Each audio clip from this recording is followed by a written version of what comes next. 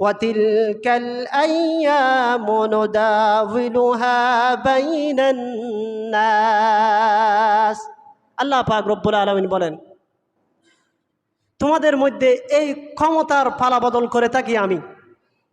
দেখবেন যে আল্লাহ পাক রব্বুল আলামিন কিছু কিছু মানুষকে ক্ষমতা দেয়, ক্ষমতা দিয়ে তাকে পরীক্ষা করে ওই ক্ষমতার কতটুকু সদ্ব্যবহার করে। যদি ক্ষমতার সদ্ব্যবহার না করে, কান ধরে ওই ক্ষমতা থেকে আল্লাহ পাক রব্বুল আলামিন নামিয়ে দেন।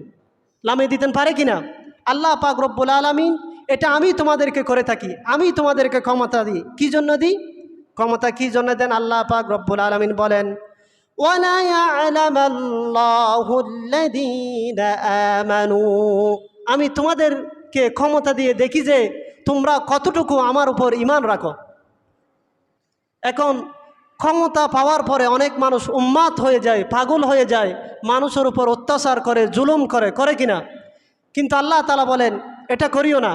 যেহেতু আজ হয়তো তুমি ক্ষমতায় আসো, কালকে তোমাকে সরিয়ে আমি অন্যজনকে ক্ষমতা দিয়ে দিব।